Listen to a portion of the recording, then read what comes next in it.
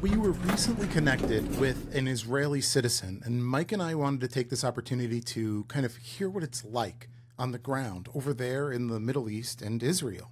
So, with this, we have the pleasure today of sitting down with our friend Matan, who I'm going to let him introduce himself better than I can, of course, but is a veteran of the IDF and has lived in Israel his entire life. So, we're hoping we can get some insights into what you're seeing every day, what your impression is of what's going on in your country now, and a little bit about, some of the harder questions as well, that maybe these voices aren't being heard in the media or on the news. So without further ado, Matan, thank you for joining us very much. If you could, just give us a couple of sentences to introduce yourself so we can better get an idea of who you are and what we might hear today. Sure, guys. So first of all, thanks for having me. It's a pleasure to be here. Shout out to our mutual friend Spencer for arranging this. As you said, I'm basically the voice from the field. I've been living in Israel all my life. I've studied here. I've served in the military here. I've done all the duties that most Israelis my age have done and are still doing. On a general note, I can say that right now being an Israeli means a lot. I'm sure that every Israeli you would speak to would say probably now is the most powerful time to consider yourself an Israeli first, and of course as a Jewish person, considering everything that's been going on here lately and around the world, what you see on the news. But I'm sure we'll get to that later. On a more general note and in a more calm manner, I can say about myself that I'm the most average guy that you could have probably and possibly get for your show. I'm not doing anything special or anything too unique.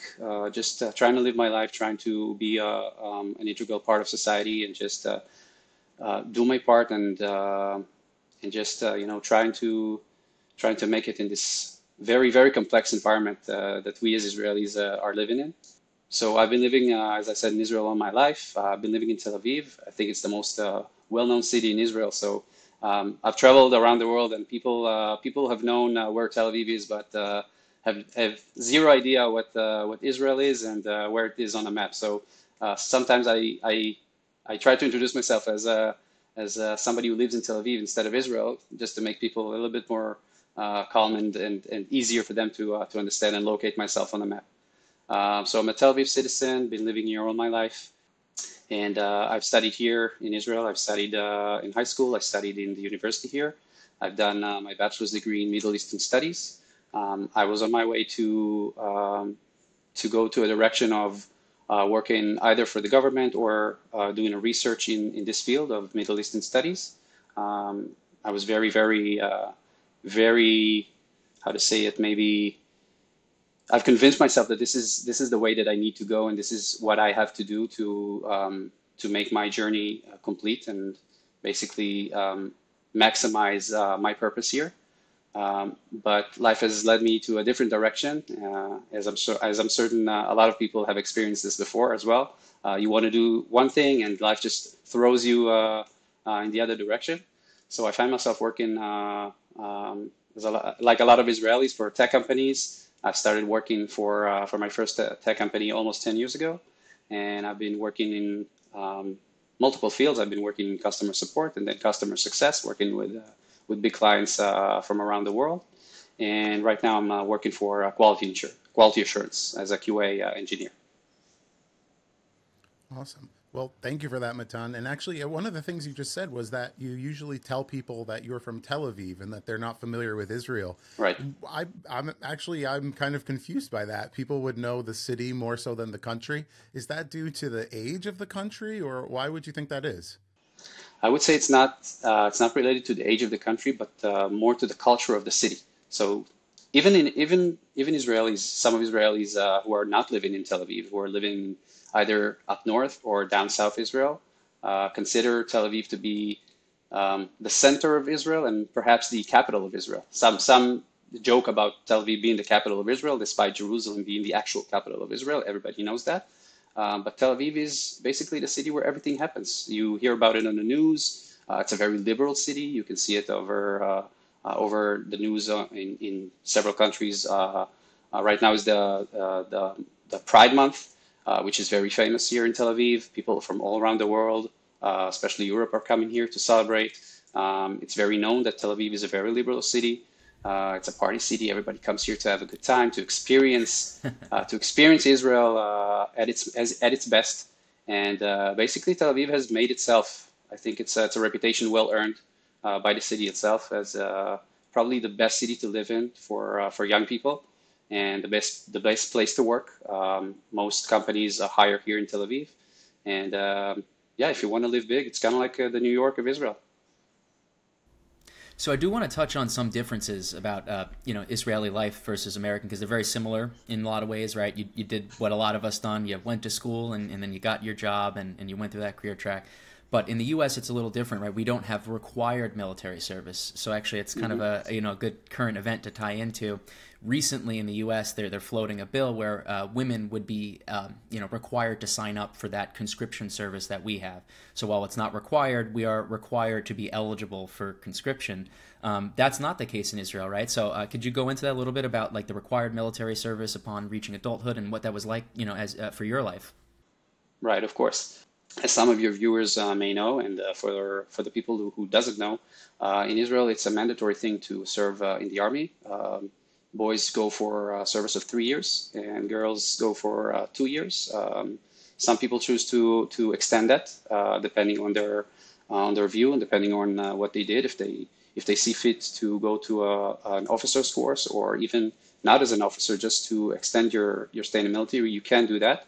But majority of people are doing the basic service, as I mentioned, 3 years for guys and 2 years for the female ladies. That's basically something that's very, very integrated into every Israeli in our society, knowing that when you reach the age of, usually the age of 18, you get drafted, you get selected to specific units based on your physical capabilities, first of all, and based on tests that you go through.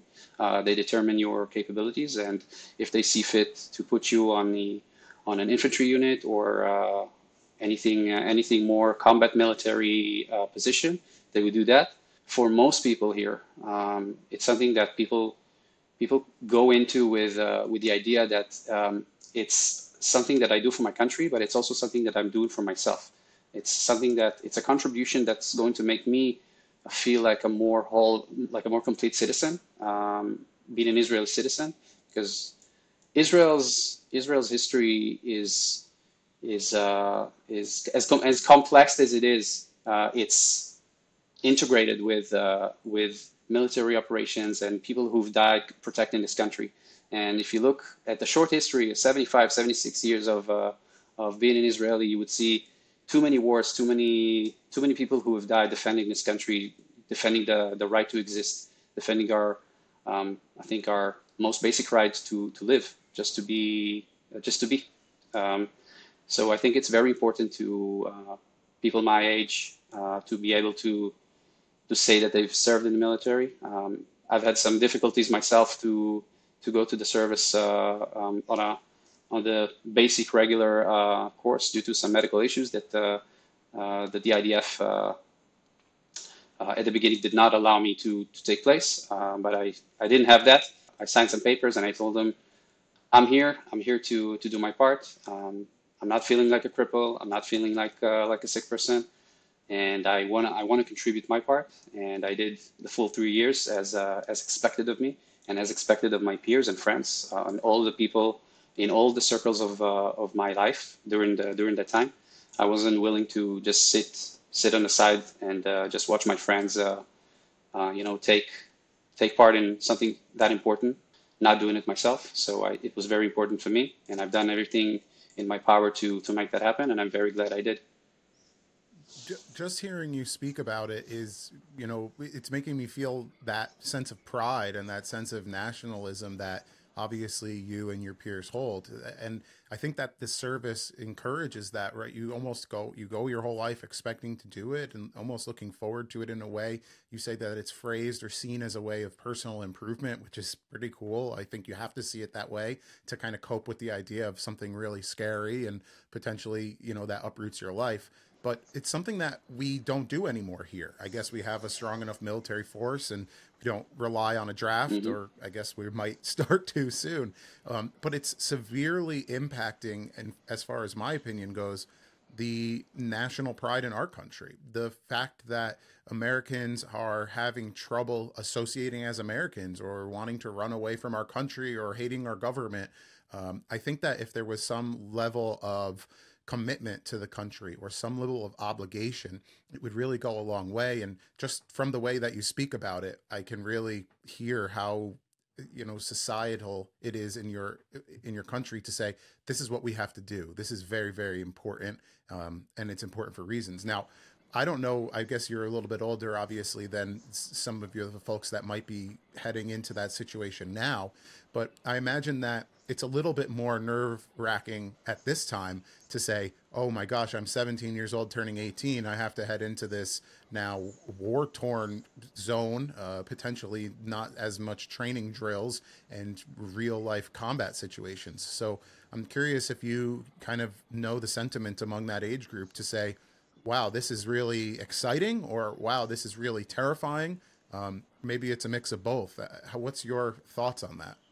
Right. So first of all, I agree 100% with you. It's a mix of both. I think it's both the feeling of something that I have to do as a it's my duty as a citizen, as an Israeli citizen, to give my part and defend my country, uh, and not let my brothers and friends take take the fall for me, and do 120% while I'm sitting on the sidelines. So I think that's one thing, and also the state that we live in is so complex, and we are surrounded by threats, and it's just something that you understand at a very young age, that it's something that has to be done in order for this unique place that's called Israel to continue to live in the way that it does, and for the Jewish people and Israelis to have a place that we can call home.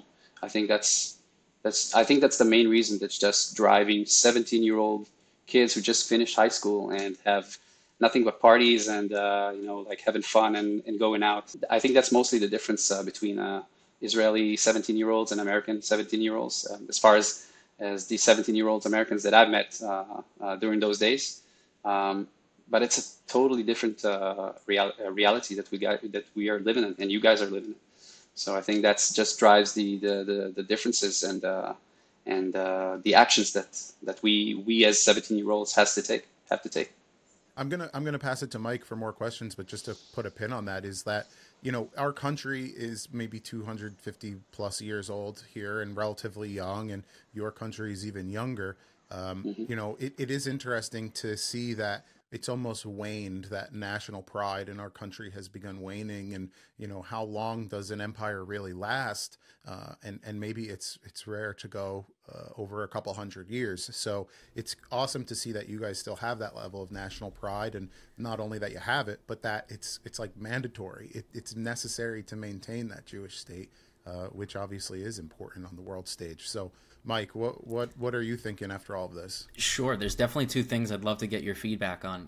As Americans, we should all be very grateful that for many, a couple hundred years now, 150 years, all of our wars and conflicts have always been over there. And for Israelis and many other people, it's in the streets, it's in their home front, and the difference, or I'm sorry, not the difference, but rather something I hope you can comment on is the military service, especially in the U.S., and I'm sure it's a a universal phenomenon. It's a melting pot, right? So you like to think Right. as Israeli Jews is all this monolith, and they all think the same, behave the same, believe the same, but I'm sure that's not the case, right? So I'd love to hear some of your feedback on that.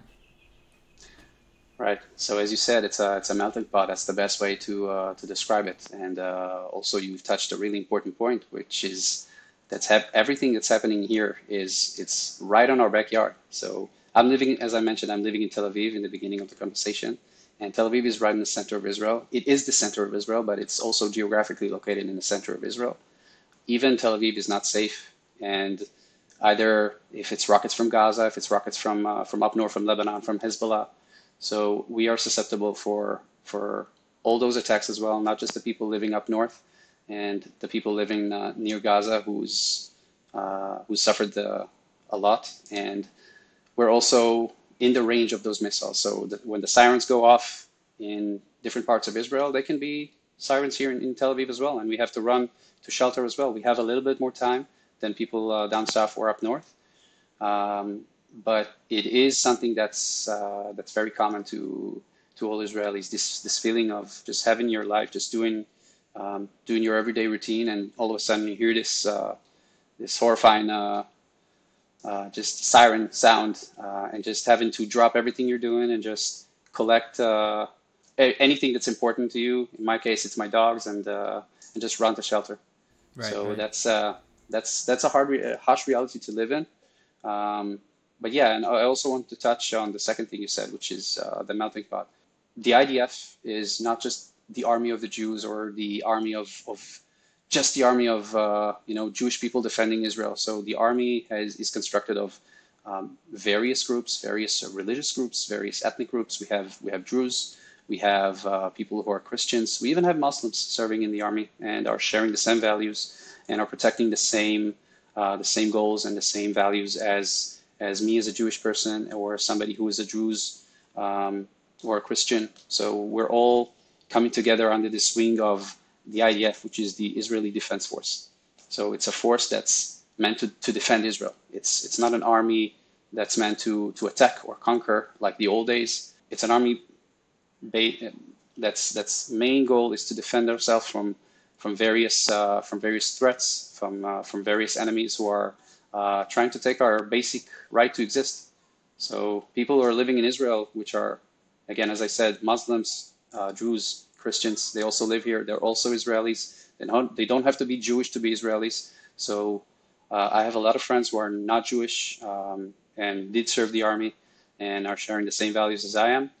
And if you would ask them, they would say the exact same thing. We are here to defend Israel. This is our home. Doesn't matter what our religion is. Doesn't matter what our background is. And that's what drives all of us as Israelis to defend our country and have this place for ourselves to call home.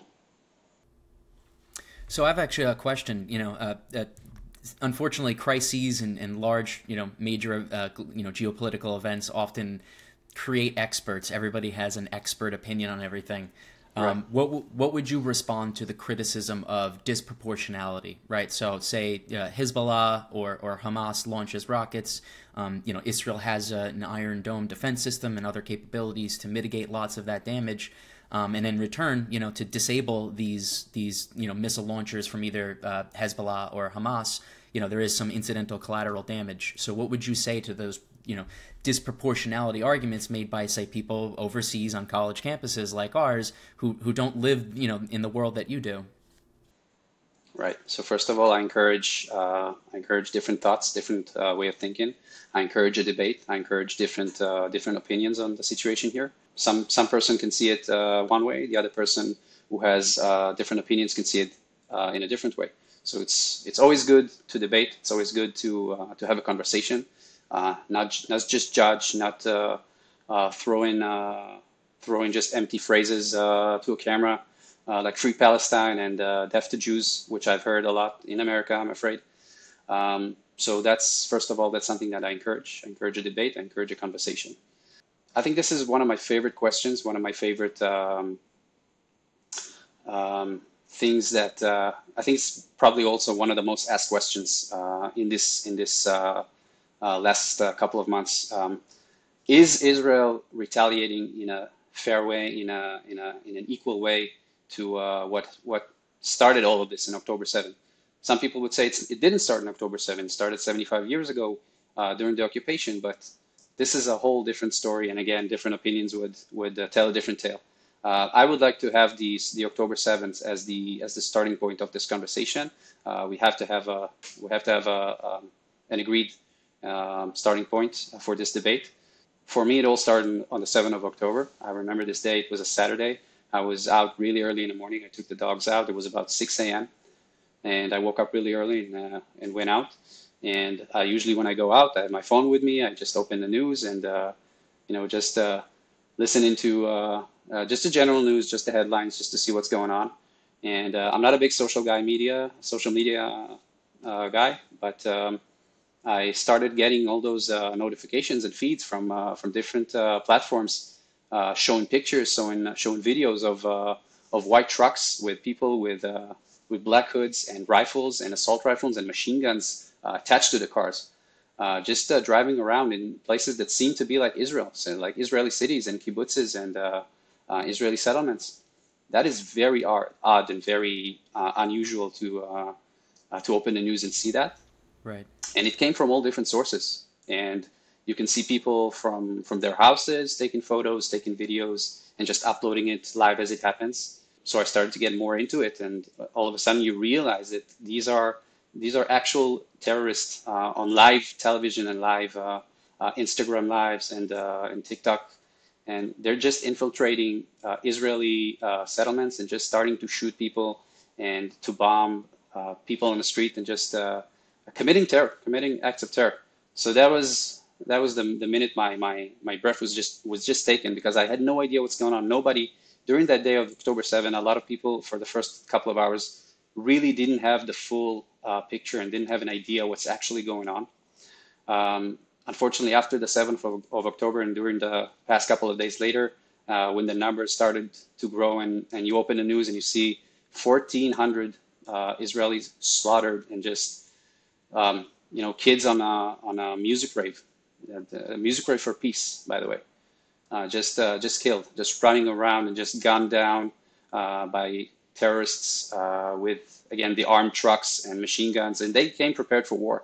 On the bodies of the terrorists that were killed, you can find ammunition that would probably supply them for a war for a couple of days, if not weeks. So those were the first moments that I can, when I go back to October 7th, that's the first moment that I can remember of this atrocious day. So if you look at this day as the starting point of everything, and you just unfold from there, and you see what happened during October 7th, during this horrible day, and you count the number of babies, the number of women, the number of people who were brutally murdered.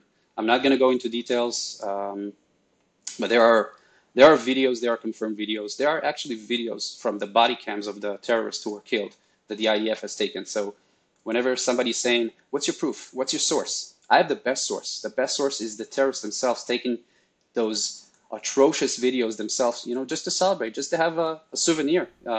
They were sure that they're going to go back home and celebrate with their families. You asked what's the rationalized or what's the equivalent of retaliation for something like that.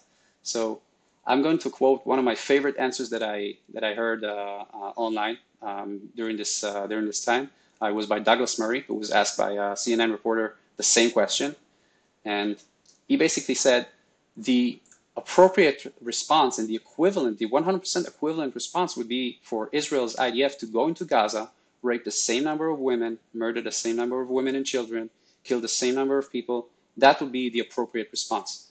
But everybody knows that it's not going to happen. We are not this kind of army, and we are not rapists. We're not murderers. What happened on October 7th was a planned attack on civilians. It wasn't even on soldiers. It wasn't an army against an army. It was over 3,000 terrorists armed to the teeth, infiltrating Israeli territory and just killing everything that they can see, everything that they can put their hands on. So I don't think there's a straight answer for what's the proper retaliation for this kind of atrocious acts. But I think Israel is doing its best, despite the very complex, fighting conditions. Gaza is probably one of the most populated places on planet Earth, if not the most populated place. It's a very hard place to fight on, especially when the terrorists have embedded themselves into civilian lives, inside their house, inside schools, inside mosques, inside hospitals. So it's a very, very tough environment to fight on. And anybody who's asking me about proper retaliation, they have no idea what they're talking about. And for everybody saying Israel is killing 10 times, 20 times more than what has happened on October 7th, just doesn't understand how war started.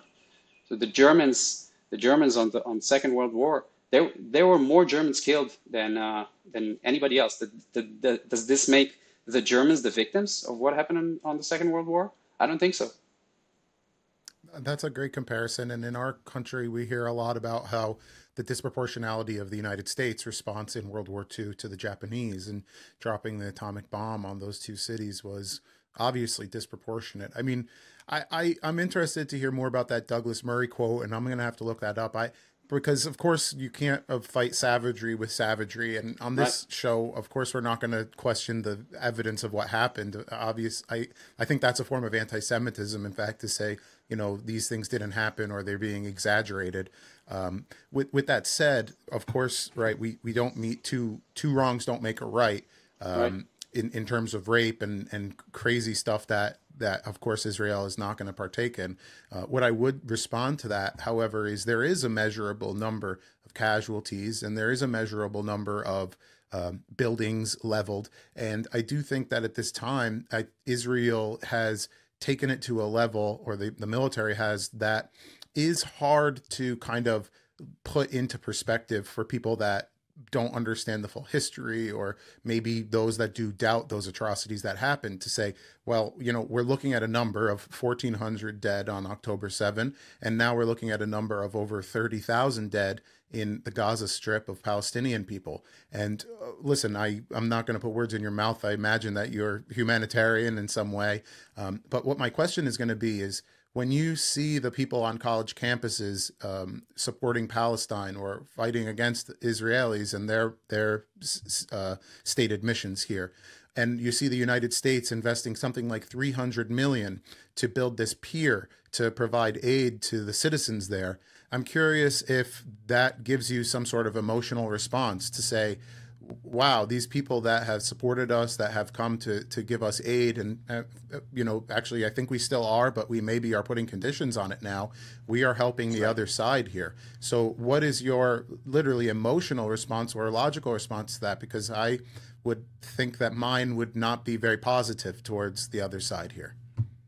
Right, and I totally agree. I think, first of all, I think war is horrible for both sides.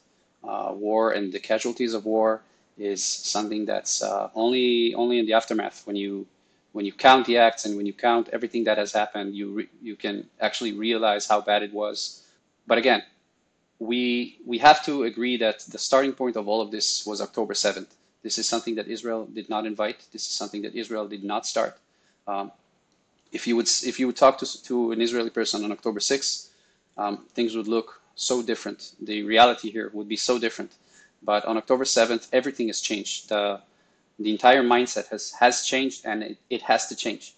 And while you're being attacked in such a brutal way, and while you're having civilians, kids, babies slaughtered in this atrocious way, so I think you have to change your mindset and say, enough is enough. So we've had so many wars and operations in such a short time of Israel being an independent country, and every time it's the same thing. We retaliate to things that the other side is doing. The other side saying he's actually retaliating to what Israel is doing, and there will be no end to this. This is a conflict that's been going on for over 100 years now, and I think there has to be, at some point, there has to be a turning point. So I think October 7th has to be, at least for us, this turning point. And what you see on the news, it's horrifying. I totally agree with this. When you see leveled buildings, when you see leveled neighborhoods, again, it's terrible. But I have to bring back what I said before. Gaza is a very, very hard place to have a military operation, and to have combat in Gaza is almost impossible. I'm not even talking about the 500 kilometers of tunnels that Hamas has built with the aid that you guys have mentioned, aid from America, aid from Arab countries, aid from Europe, aid from all over the world, money that was sent for Hamas to make Gaza a paradise.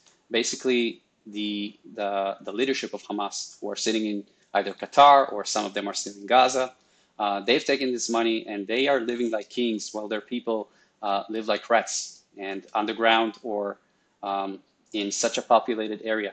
And I think this is them to blame, not Israel, for the way that Gaza is looking right now and the way that those people have been living for a long time. So the state of mind that Israel is just leveling all the buildings that you can see just for the share of enjoyment of seeing our side superior. I think it's very misleading and it's a very mistaken point of view. So I'm not a general. I'm not a military person. I did serve in the army, but I'm not a general in the army. So I'm not familiar with the strategies or what's going on in the head of our generals currently. But we know, as Israelis and everybody who served in the army would know, that the lives of any Israeli, a soldier, a civilian, and every combatant who's been sent to the battlefield, to serve his country and to defend and to complete his mission, the prior mission is to bring those guys back home alive. So we have no lives to spare. Every life matters. Every life of every Israeli soldier matters. So in order to make sure that this happens, strategy has to play along. Has to be a very important role in any operation, and everything that's been shown on television is part of a bigger picture and is part of a strategy that's meant, first of all, to bring those soldiers, bring those kids, 18, 19, 20 years old, back home safely. And I know it's a very hard picture to draw, and it's very hard to see, Palestinian kids and Palestinian people dying on television. But again, the blame is not on Israel in this. The blame is on Hamas, who is firing rockets from those people's homes. They are embedding themselves in the population, the civilian population. They're firing from operation rooms in hospitals, in schools, underground, doing their best to make it as hard as possible for the IDF to complete its missions and to just end this thing as quick as possible. But despite all of that, I think the IDF is doing the best job in the world. Show me another army who's throwing cruises and letting the enemy know an hour in advance or 2 hours in advance or 24 hours in advance. Hey, we're gonna bomb this place tomorrow. So if you're a civilian, you better not be there. So show me another army that does that, and I'll take my hat off. But as far as I know, there isn't. Yeah, I think that's very fair, Matan. Mike, what did you say? So yeah, definitely want to jump in and kind of use the juxtaposition. And again, I don't want to be reductionist and compare the October 7th attacks to our 9/11, but I think that there's important context around October 7th. And a lot of people might not know this, but Israel and Saudi Arabia were in the midst of peace talks, and the result of these peace talks would have normalized a lot of Israeli-Arab relations in the entire region. And the fact of the matter is that is, a detriment to Hamas's mission to perpetuate this conflict. They're part of an internal struggle, right? The jihad. So they sabotaged those peace talks, and similarly on 9/11, whatever our foreign policy implications were, it's hard to tell Americans that the appropriate response would be crashing planes into two important spiritual, financial components, but what we saw in the U.S. after those attacks is it rallied everybody, as I'm sure Israel's experiencing. You feel that they're and to steal Yuval Noah Harari's words, there's a battle for the soul of the nation. In the U.S., we went through that. There's definitely elements of where you have patriotism and then kind of excessive nationalism. And I know, Americans were all on board in the beginning, but as the war and the conflict went on and the conduct which was conducted, a lot of debates and factions began to emerge in our political system. In the U.S., at the end of the day, we have a two-party system, essentially. There's a left and right candidate. I know that's not the case in Israel, and I know that there's a little bit more disagreement, but there's a unity government, if I'm understanding that correctly. If you could kind of elucidate some of those things for some of our American viewers. Right. So I also want to touch the point that you made. We also started talking about it before recording. 2 years ago, probably, Israeli had, I think 2 years ago, if I'm not mistaken, Israel has created a diplomatic and relationship with the Emirates, with the Arab Emirates, and that was a punch. That was a punch right in the gut of a lot of Muslims, a lot of enemies of Israel in Lebanon, in Gaza, of course. So a lot of people who are Muslims and Arabs were saying, "How dare you have this relation with the enemy? What about your Muslim brothers? Israel is committing genocide in Gaza. But you do start to see a lot of Muslim countries just getting tired of this conflict. They're saying enough Right. is enough. It's not going anywhere. So I'm very happy for the Arab Emirates for changing the tune and just flipping the record on this and just saying we can make more out of this relationship with Israel. And I've personally traveled to Abu Dhabi and I've traveled to Dubai. I felt amazing there. I didn't feel at any point like I was in danger. I didn't feel like any hate towards me for being an Israeli. And I've spoken with a lot of people there who are Muslims. It's amazing. It's amazing. And I truly, truly hope that one day we can have this feeling also with other neighboring countries who right now just don't see an end to this conflict while Israel is still a country. So that's one thing. The second thing is also the timing of the attack in October 7th. It's not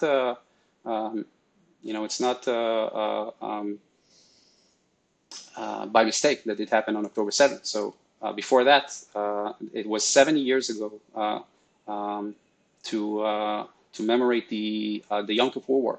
So it's a war that we had a long time ago, and it was against, I think, if I'm not mistaken, 4 Arab armies at once who started to attack Israel, and we won this war, and despite being the clear underdog, and we won this war, and the Arab took it very, very hard. So on the day when we commemorate this 70 year for this war, they decided to punch us in the stomach, and this was probably the timing for October 7th. I think it's not impossible, to change the tune, as we saw with places like Arab Emirates and Dubai, and Saudi Arabia was almost done. It could have been amazing. Saudi Arabia is probably the leader of the Sunni world, and Right. is considered to be a beacon for a lot of Muslims. The Sunnis are the majority of Muslims in the world, and you can see that it really frightened people who were in power, and they didn't want this to happen because it would probably bring this conflict closer to an end, but not the desired end by the other side. So I think it scared a lot of people, and I'm sure it's one of the reasons why we are where we are right now. I'm just going to ask you a simple question to clarify it. So in Israel, I imagine Arabs and Muslims can come and live a happy and fine life. Is it accurate to say that in many of these Muslim countries that you're referring to, Jewish people and Israeli people are not permitted to go? Is that just as simple as that? I cannot assume regarding all Muslim countries. I've only been able to travel to the Arab Emirates.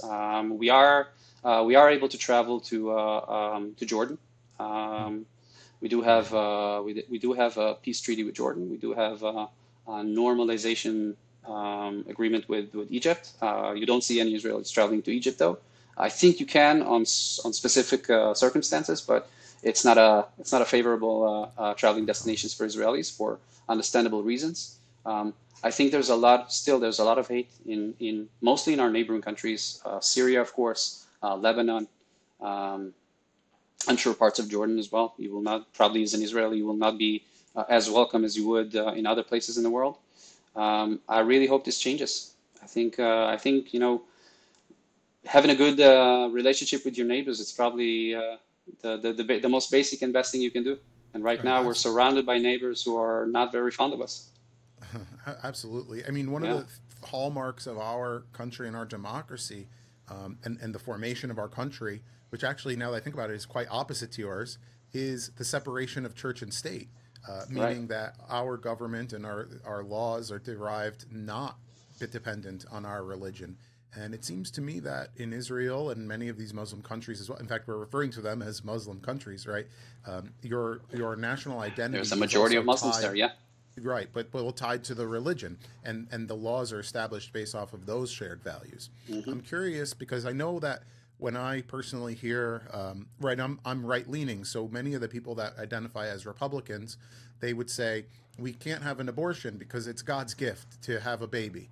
Right. And many more moderate folks or liberals would say, no, an abortion is just a scientific act. It's just a cluster of cells. You know, it's not a human life at that Right. stage. It doesn't have to be this Doesn't have a pulse. It moral. doesn't have, it doesn't have a But brainwave yet. right, and listen, how we all obviously probably have our different opinions on that, and that's not the conversation. But the point would be that these conversations sometimes, in my opinion, devolve into, well, my religion says this, and for that reason, I have to do what my religion says. And it kind of brings all of these diplomatic conversations to a stalemate, because how do you go ahead of somebody's fundamental faith and their core tenets like that? Mm-hmm. So what I'm curious is, do you see that the very much ingrained church and state in Israel and also in these surrounding Middle Eastern nations, do you see that as a strength of the country, that you share this national identity, or do you see it as kind of one of the main driving factors to these hundreds of years of infighting and problems that have generated themselves? What are your thoughts on that? Right. So that's a great question. It's also a very important point. I think it's the heart of the debate. That's the heart of probably the heart of the conflict. A lot of things that are going on are happening for religious reasons, are happening for, there's a religious factor for sure in this. It's very important to point out that in Israel, there's still a majority of secular people, even though it's considered as a Jewish state and the land of the Jews, as we like to call it. Sure. There's still, but there's still a majority of secular people, even in the Knesset, which is the house of governor of people who are elected by the Israeli population. There is a lot of debate whether Judaism is too ingrained in our everyday life. Is it not ingrained enough? There are aspects of life in Israel which it depends on who you ask, if it's too Jewish or not Jewish enough. So it's hard to answer that question because, again, it depends on who you ask. But I think if you zoom out and you look at the general picture, it's very easy to live in Israel if you're either non-Orthodox or if you're a very, very, very religious and an Orthodox Jew. You can find yourself in a community on both sides, and you can find yourself living a free life. On some aspects, it's still debatable, and we still have, like any other country, we have our differences, and it's very hard to retain this status quo on several things. But in general, it's Israel. In a religious point of view, it's very, very easy and very convenient to be here. Looking at our neighbors, I think Islam in its core is different. It's ingrained in the life of even Muslims who are not religious. It's just ingrained in the lives, in the identity of each Muslim. I don't want to say because of fear, but you do see a lot of people who are having a belief or holding a belief just because they are afraid of what happened if they say the other thing, the other way. If they think the other way around, or if they do something to show that they're not going with the flow. You see it in Saudi Arabia, you see it in Iran, all those radical countries. And you also see it with our closest neighbors, in Gaza. So who's running Gaza? Gaza is run by Hamas. Hamas is a group who is 100% religious. It's based on ideas who are very similar to the one ISIS was built on, the Muslim Brotherhood. It's very religious, and their main goal is to do jihad, to win this religious war against religious enemies of Islam, and that's how they look at us, and that's how they see us. And unfortunately, this makes religion I don't want to say a problem, but it makes it a very, very difficult factor to get over. And until very radical people who are still in power and are making moves and still have the power to steer this ship. And I don't think we're going to see the end of this until those people are removed from power. And this is exactly what we're trying to do right now with this ongoing war. So because a lot of, unfortunately, media organizations don't reach out to just common, Israeli citizenry and elevate their voices a little bit, people have a misunderstanding perhaps how diverse the country is. I'm sure when you look geographically, it's a very small nation on the map of the world, and you might look at their population, you might not think that's that many people by comparison to some cities in Smaller America. than Rhode Island. Exactly. Yeah. So, but I think what people don't understand, though, is just how diverse the community is within Israel. So a lot of the targets, unfortunately, the October 7th attacks were very secular communities. And as you mentioned, too, there was the Peace Festival amongst teenagers Right. who probably weren't, the label of Zionists that the other parties might call them, right? They were just common folk that, wouldn't define themselves as very religious at all, and yet they were, drawn into the conflict. What I find interesting is the Netanyahu, the party in which he comes from, was facing some criticism and had some favorability issues going into this war. And a lot of people don't realize that it's much more factional within the Israeli government. But maybe you could talk about how they put together what is the unity government and just some of the different factions and beliefs within, the society at large. Yeah. So I don't want to go too much into politics. Sure. Just an overview. Yeah. Yeah. Yeah, because I don't think I think that in the situation that we are right now, talking and putting politics in the center of things instead of just uniting, as you said, the unity government that was built here was it wasn't built on trust.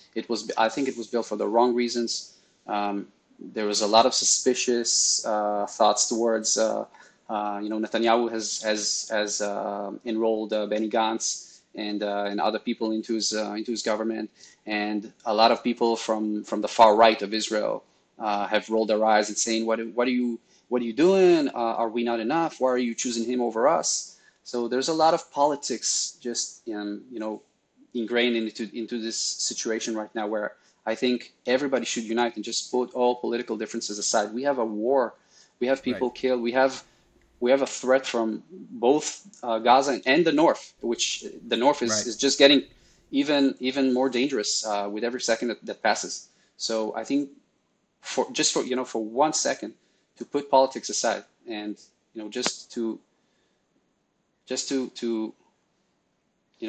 concentrate on what's most important right now, and that's to defend the people of Israel and to defend and win this war. And I think we're just throwing ourselves away from this as possible when we are talking about politics, when we're having laws right now who are saying that some part of the population, the Orthodox population, is relieved of servicing taking service in the army, and the other part of Israelis have to take the additional time and do their part as well. It's very hard. It's tearing us as a society apart, and I think politics is just not the time for politics. It's just tearing us apart. In many ways, removing politics from a situation is a good thing. And so, that might be able to be seen as that small glimmer of a silver lining for all of this, to say maybe our leadership will be more scrutinized later. We need to now have this pride and this national identity. And Mike, you tied it over to when we had 9/11. Of course, that was a big thing. Gosh, we've talked about a lot. I mean, Matan, just on a more basic level, and when you walk out of your front door in Tel Aviv and you're going to the grocery store, for example, I know you mentioned there were some air raid sirens or times where you have to seek shelter. I mean, is there fear amongst you and your colleagues or your neighbors that the Hamas may take their Hilux trucks into Tel Aviv downtown at some point? Is this like maybe do they have the infrastructure capabilities to kind of increase their attack or do again what they've done? Is that something that you guys consider or even think about? Or is that maybe that's not an option? There's no way they could do that. How would you respond? Right. So I'm going to have to separate my answer into two parts. The feeling before October 7th and what we have right now. So it's very usual and very common with every Israeli to remember the last time he ran to shelter, even especially if you're living down south close to Gaza, where most of the rockets fall, or if you're living up north, and even if you're living in the central of Israel. So I think it's very hard to find an Israeli who doesn't have a memory or like a funny story where he was. I remember myself being right after a workout going into the sauna. And in the sauna, I heard a siren, just people, starting to flail around, just run around with towels and just looking for a shelter. So it is scary, but because it's so ingrained in our culture as Israelis, I think at some point it just becomes something that you're used to, you're trained to, you know what to do. You have, if you're living in Tel Aviv, you have like 90 seconds to get to shelter. In down south, you have less than 20 seconds. So it's a different reality there. Yeah. And in around 15 seconds, you have to pick up everything, make sure everybody that you love is safe. And sometimes it's very hard and you have to bring them to shelter. So I think it's very great. Just to ask a question though, is a shelter, is like a community area, or is a shelter more so seen as like a basement? Or shelter can be anywhere that's defined by the IDF as a place that's safe for a rocket hit. If you don't have shelter, it can be a staircase. It can be if you have a safe room in your house. Down south in all the kibbutzes that were attacked on October 7th, most of them, if not all of them, had a safe room, which was infiltrated by the terrorists of Hamas by either bombing it or shooting at the walls and at the doors until people would just open it. But I think as a safe place can if you don't have a safe place, they tell you just lie around the floor, cover your head, and just to minimize the effect of if a rocket falls near you.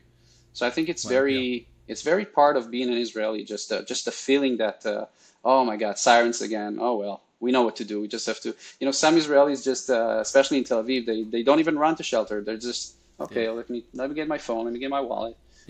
Oh my God, now we have to wait 10 minutes again in shelter until we hear the explosion sound, and we wait for the debris to fall down. They tell you to wait 10 minutes until just to minimize the chance for debris still falling from the sky. But I think it's very ingrained in our personality as Israelis. So I can't say I'm afraid. I can't say I was afraid. But again, as I said in the beginning, you have to divide this into two. There's the feeling that we had before October 7th and the feeling that we have right now.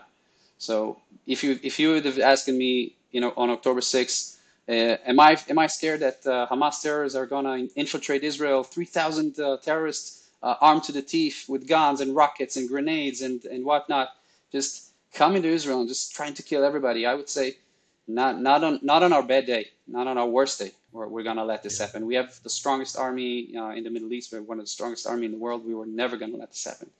But I am ashamed to say that they caught us with our pants down on this, and they've planned it perfectly and they've timed it perfectly. And despite right now hearing over records of soldiers who tried to warn the leadership of the IDF, saying that they're seeing suspicious activity lately, and they're seeing unusual training going on in Gaza for probably something that's not an everyday usual retaliation or anything that we've seen before. I think after October 7th, the entire mindset has to change. And you even hear them, the leaders of Hamas, they say it openly. They're not even afraid to say it. They say October 7th was not the last time. We will try to do it again and again and again. And we're not afraid. We're not afraid to admit it. Our goal, the charter of Hamas says, from the river to the sea. So it means that until Israelis are completely eliminated, we're going to commit October 7th again and again and again. So I think right now the mindset has to change, and I think everybody seeing those videos, seeing those trucks inside Israel, just driving under the houses of people, just somebody going back from the supermarket with bags and a white truck just passes him and started shooting at him. I think nobody would ever think that this cannot happen again, and this is why we have to put a stop to this feeling. You cannot be a citizen in your own country and fear that you're going to get gunned down in the street right outside your house. So it's really impossible to live like that.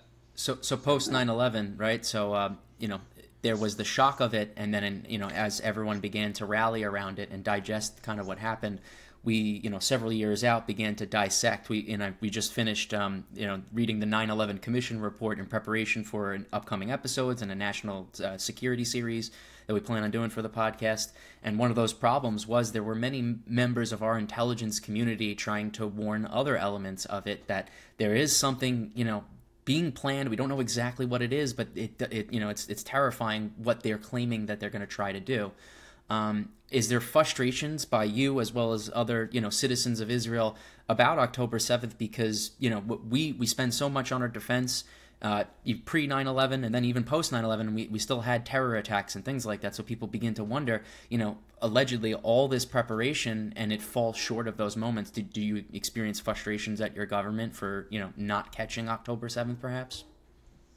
Again, I'll be very careful with my answer because I do not want to go into politics. Sure. This question can be answered in many different ways.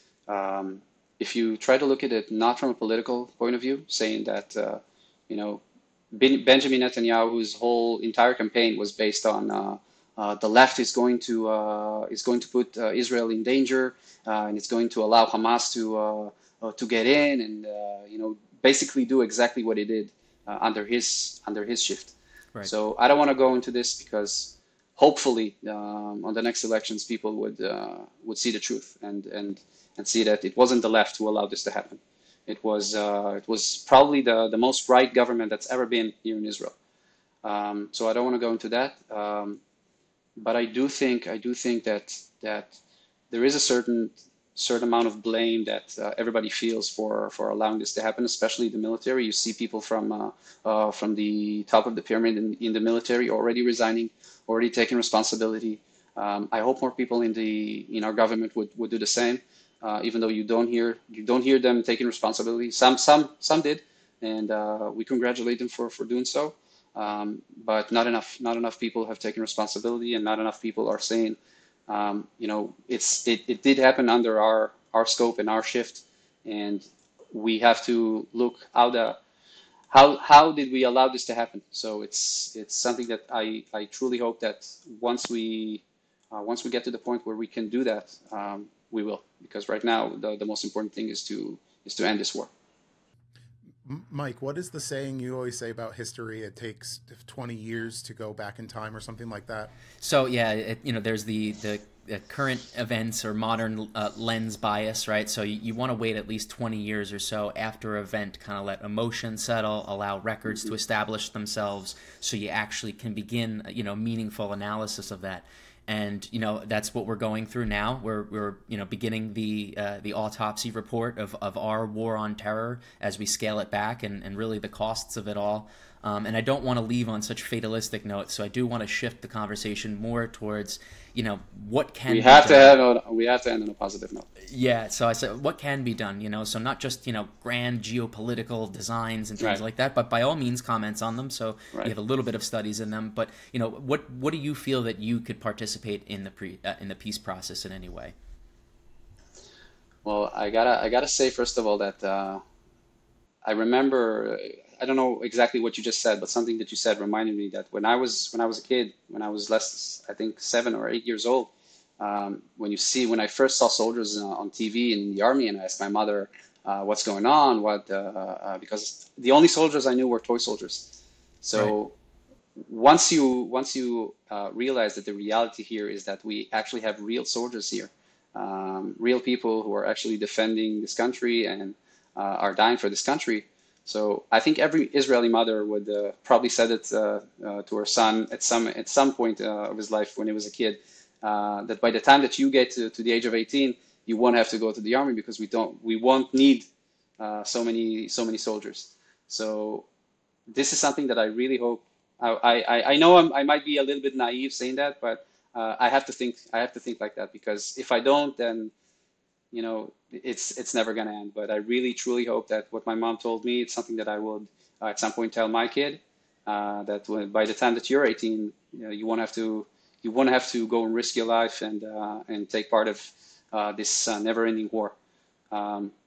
What I can do personally to contribute my part is, I think, having more conversation like this, having a platform from you guys or anybody else, to talk and share my story. And my story is just a grain in the sand.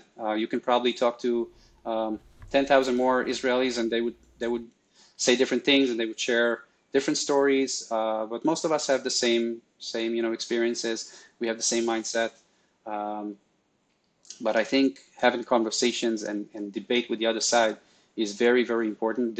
Even though what happened on October 7th, it's still important that we do find the people, not the people who are right now running Gaza, those people who are not people who you can talk to and try to find a common ground with. But I'm sure that there are people on the other side that are worth sitting down, talking to, and hearing them out and see whether we can find common ground. Otherwise, war is not going to contribute to solve the situation. It is necessary, especially in the light of what happened on October 7th. But I truly hope and I cross my fingers that by having conversation and by having a debate, we will find a solution to this never-ending situation who have cost their lives on both sides, who have cost so many lives.